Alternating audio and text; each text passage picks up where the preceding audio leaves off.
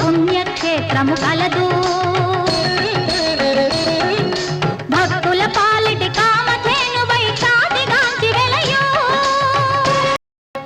అలాంటి తిరుపతి పట్నంలో సూరయ్యనే ఒక పేదవాడు సంసార భారం పెరిగిపోయి ఆలుబిడ్డలను పోషించుకోలేక ఉన్న ఇల్లు తాకట్టు పెట్టి ఒక వడ్డీ వ్యాపారస్తుడి దగ్గర కొంత డబ్బు అప్పు తెచ్చుకున్నాడు. ఆ తర్వాత కాయకష్టం చేసి ఆ అప్పును క్రమక్రమంగా తీర్చివేశాడు. ఈ సందర్భంలో వెంకన్న అనే ఒక పెద్ద మనిషి వీళ్ళిద్దరికీ మధ్యవర్తిగా ఉండి ఈ వ్యవహారాన్నంతా జరిపించాడు.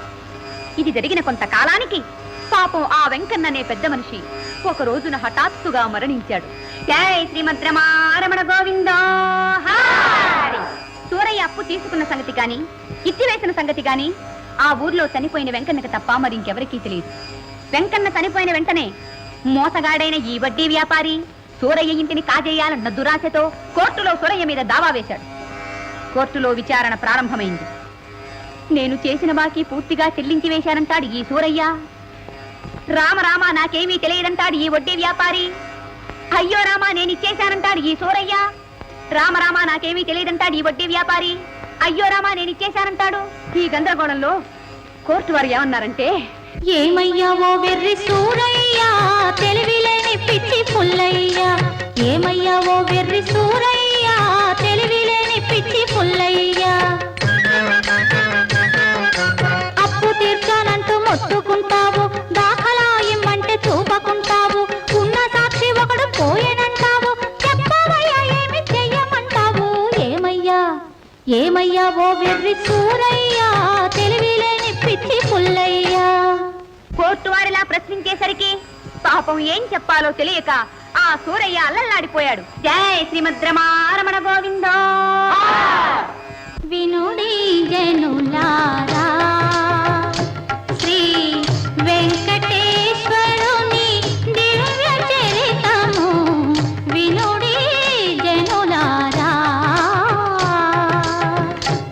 ఏం చెప్పాలో ఏం చెయ్యాలో దిక్కుతోకనే ఆ నిరుపేద సూరయ్య శూన్యంలోకి చూస్తూ తన ఆరాధ్య దైవమైన శ్రీ వెంకటేశ్వర స్వామిని ఏమని ప్రార్థించాడే అంటే, ఓ వెంకటేశ్వర ఆపద ముక్కులవాడా అనాథరక్షక కాపాడవా నన్ను కాపాడవా.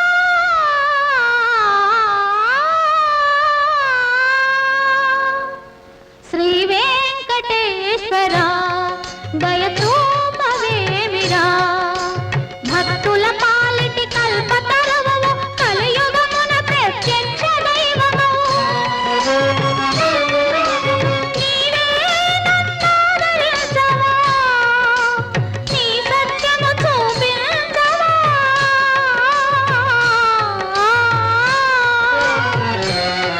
శ్రీ వెంకటేశ్వర దయచూపవేమిరా అని కన్నీరు మున్నీరుగా విలపిస్తూ ఉన్న ఆ సూరయ్య ఆర్తనాదాలు విని చనిపోయిన వెంకన్న సరాసరి కోర్టులోనికే నడుచుకుంటూ వచ్చాడు. చనిపోయిన వెంకన్న ఎలా బ్రతుకొచ్చాడా అని అందరూ ఆశ్చర్యపడుతున్న సమయంలో సూరయ్య వడ్డీ వ్యాపారస్తుడి బాకీ పూర్తిగా చెల్లించి వేశాడని కోర్టు వారికి సాక్ష్యం చెప్పి వెంకన్న సక్కా వెళ్లిపోయాడు. దాంతో ఆ కోర్టు వారు సూరయ్య మీద ఉన్న కేసు కొట్టివేసి వడ్డీ వ్యాపారస్తుని శిక్షించారు. అయితే చనిపోయిన వెంకన్న ఎలా బ్రతుకొచ్చాడనుకుంటున్నారు?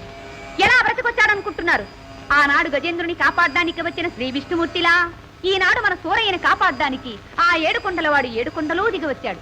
ఏడుకొండలవాడా వెంకటరమణ గోవిందా.